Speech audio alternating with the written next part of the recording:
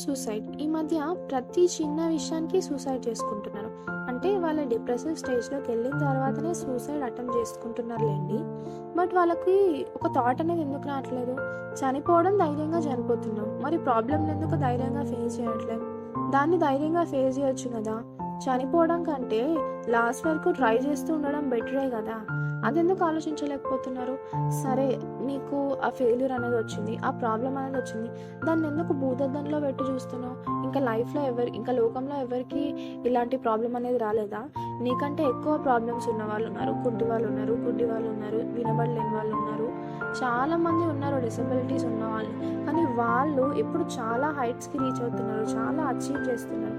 మరి నువ్వెందుకు అచీవ్ చేయట్లేవు?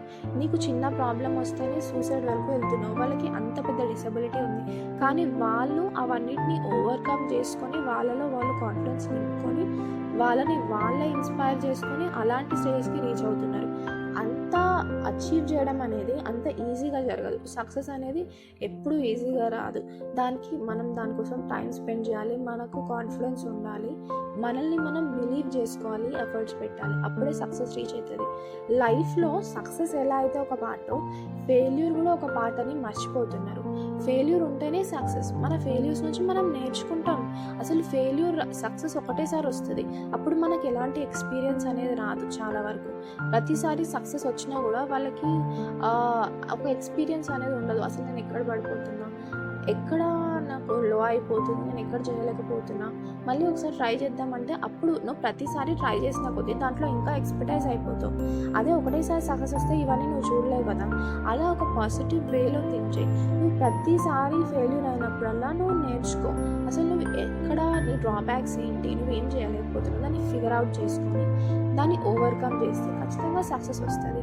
ఇంకా నేను ఫెయిల్యూర్ తీసుకొచ్చేసిన, నా పేరెంట్స్కి నేను మొహం చూపించలేను, నా ఫ్యామిలీకి నేను మొహం చూపించలేను అంటే అట్లా కాదు. నువ్వు ఒకవేళ చనిపోతే నీ ఫ్యామిలీకి, నిన్ను ప్రేమించిన వాళ్ళకి బాధ తప్ప ఏది మిగలదు. నువ్వు చనిపోవడం వల్ల, నువ్వు సూసైడ్ చేసుకోవడం వల్ల నువ్వు ఎలాంటిది గెయిన్ చేయలేవు. నువ్వు సూసైడ్ చేసుకుంటే నీకు సక్సెస్ వస్తుందా?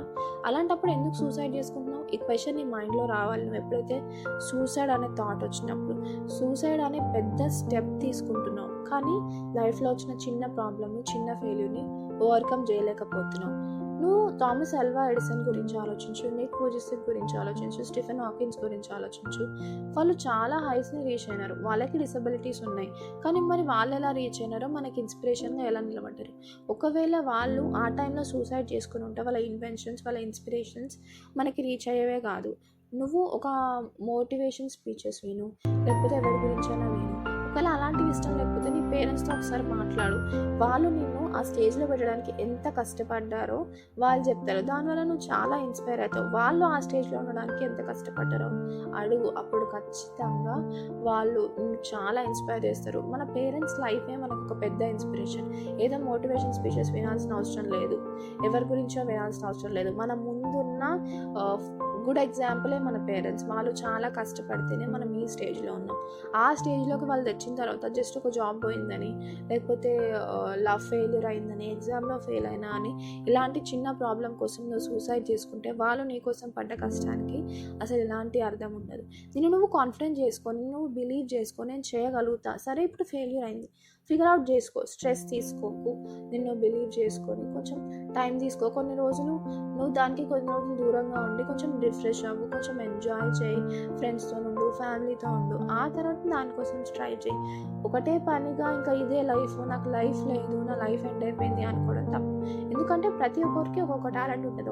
ఒకరికి చదువులో, ఒకరికి యాక్టింగ్లో, ఒకరికి డ్యాన్సింగ్లో, ఒకరు సింగింగ్, ఒకరు ఇంకేదైనా వేరే డిఫరెంట్ టైప్స్ ఆఫ్ టాలెంట్ ఉంటాయి. ప్రతి మనిషికి టాలెంట్ లేకుండా ఎవరు ఉంటుంది? టాలెంట్ ఏంటో నువ్వు గుర్తించి నువ్వు బిలీవ్ చేసుకొని కాన్ఫిడెంట్గా ఉండి నీ సక్సెస్ని రీచ్ అయితే, నువ్వు ప్రతి స్టేజ్కి వెళ్తున్న కొద్దీ లైఫ్లో, నువ్వు ఒక్కొక్క స్టేజ్ ఎక్కుతున్న కొద్దీ సక్సెస్ ఎంత అయితే ఉంటుందో సేమ్ ఈక్వల్ ప్రపోర్షన్స్లో సాడ్నెస్ ఉంటుంది, హ్యాపీనెస్ ఉంటుంది, ఫెయిల్యూర్ ఖచ్చితంగా ఉంటుంది.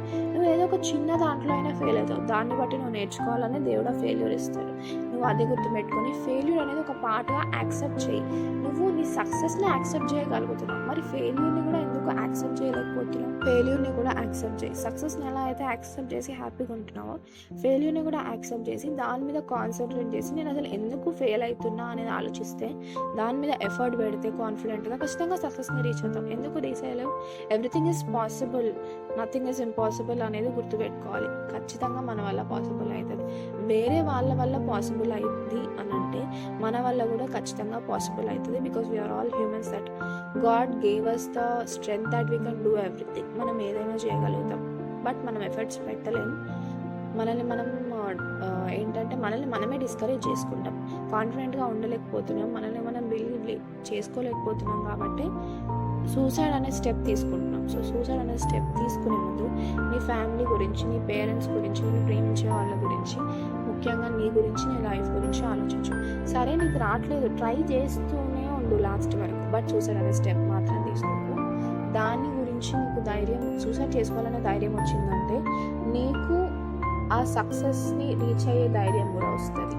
దాన్ని నువ్వు ఆలోచించు. నీకు సూసైడ్ అనే ఆలోచన వస్తుందంటే నీకు సక్సెస్ అనే ఆలోచన ఇండైరెక్ట్గా రావాలి. Like proportional, suicide is directly proportional to this success అనేది నువ్వు ఎప్పుడు మైండ్లో గుర్తుపెట్టుకుంటే ఖచ్చితంగా సక్సెస్ని రీచ్ అవుతావు. సూసైడ్ అనే ఒక దాన్ని ఓవర్కమ్ చేయగలుగుతావు. ఇదన్నమాట. నేను ఏదో ఈ సూసైడ్ అనే దాని గురించి ఆలోచించినప్పుడు ఈ వర్డ్ షేర్ చేసుకోవాలనుకున్నా. మీకు ఏమనిపించిందో నా కామెంట్ సెక్షన్లో చెప్పండి. ఐఎమ్ తబువా నరస్. Thank you for listening till the end. Happy day.